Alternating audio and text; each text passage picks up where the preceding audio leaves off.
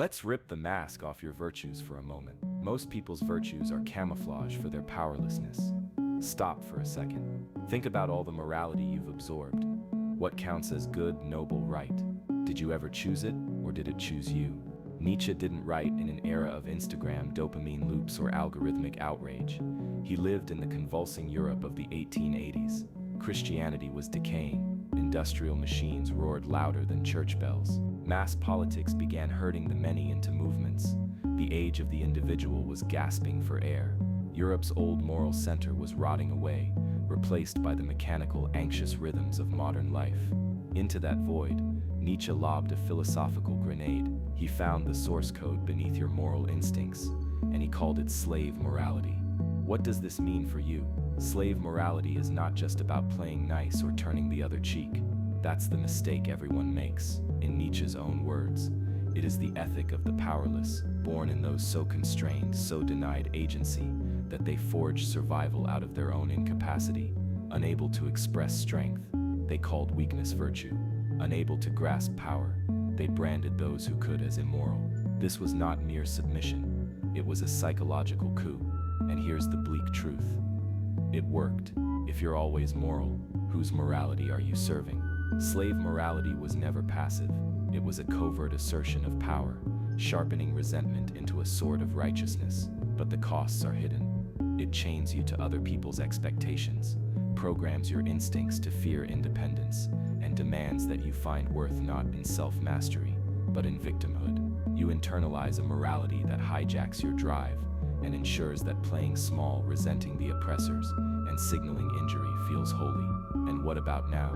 Has anything really changed? You scroll your feed and watch as the new moral currency is outrage, as the loudest victim commands the algorithm. Everyone competes for moral high ground, not by doing but by suffering. Social media didn't invent this. It amplified the same ancient pattern Nietzsche dissected, a pattern that treats impotence as a virtue and grievance as status. Slave morality is an operating system pre-installed by a society terrified of individual agency. Step back. The rules you live by, the instincts you obey, how many are actually yours?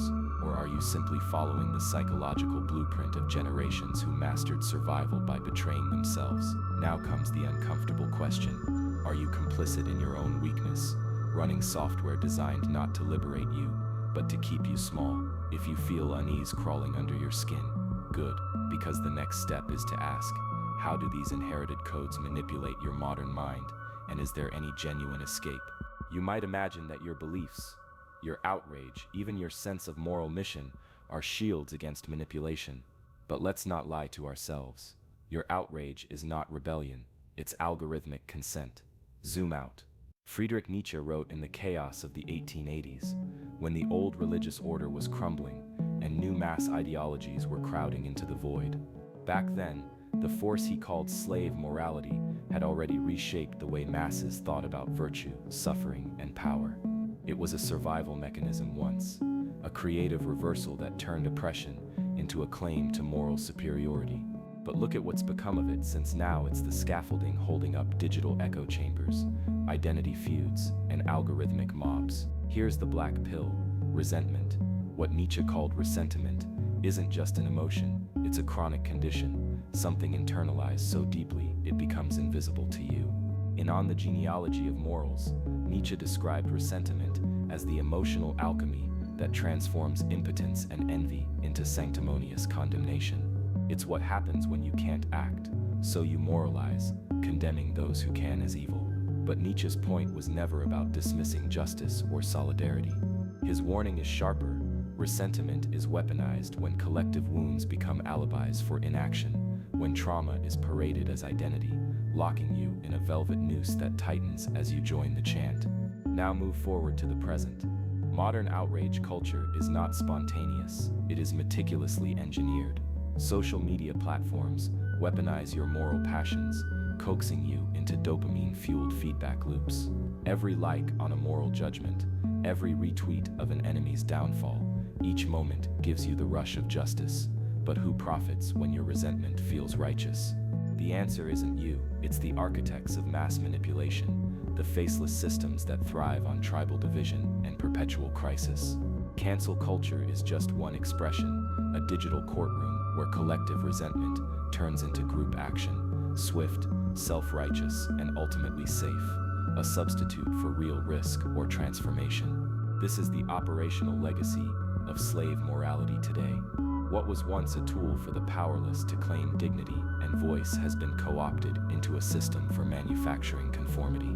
Outrage becomes a coping mechanism for powerlessness, not a path to agency. You learn not to overcome, but to band together in condemnation, sabotaging yourself in the process, mistaking passivity for virtue. But here is the turning point. Do you really think you're rebelling when you echo the chants of the herd? Or are you fastening the very chains you claim to despise? The genealogy of your own outrage is not liberating you. It is quietly scripting your self-sabotage. The path forward demands a new, higher kind of psychological agency. Are you ready to confront the discipline of self-overcoming, or will you let the velvet noose tighten? You think of yourself as free, as someone who makes choices, who shapes your own life. But what if your deepest instincts are manufactured, your desires meticulously orchestrated, not by a tyrant outside, but by an amnesiac voice within? Here's the uncomfortable claim. You betray yourself more efficiently than any enemy ever could. Step back into Nietzsche's Europe, the 1880s, a continent in upheaval. Old religious certainties are collapsing into dust. Industrial machines grind on, churning out both prosperity and existential anxiety. Mass politics rises on the tide of the crowd, drowning out the individual with the roar of collective will. In these shadows, Nietzsche diagnoses a new disease, slave morality. It's not a virus, it's a psychological script, a lifeline for the resentful, for those too wounded or too cautious to seize authentic power. Now come back to your world. Don't flatter yourself that you escaped this. Your era boasts algorithmic feeds, dopamine rewards measured in likes, a marketplace where victimhood bids for currency and identity is rented out in hashtags. You are living proof that civilization changes its clothes, not its core insecurities. Modern mass culture is just the 21st century disguise for the same architecture of control. The pressure to conform, to outsource meaning, and to join a tribe. These are the new commandments. You congratulate yourself for being progressive, digital, enlightened. All that's changed is the wallpaper on your psychological cell. Nietzsche's warning is for you. Left unexamined, you become complicit in your own diminishment. You inherit resentment masquerading as virtue. You worship safety and call it ethics. You swallow narratives designed to keep you docile and afraid. Power doesn't trickle down from the authorities you resent. It seeps out through every moment. You consent to avoid confrontation with your own mediocrity. The poison is subtle. When you repeat the easy slogans, when you cancel the uncomfortable friend, when you choose numb distraction over difficult responsibility, that's betrayal from within. You cooperate. You nod eagerly at the stories that make you feel small, because if you admitted your own strength, you'd have to act, and action is dangerous.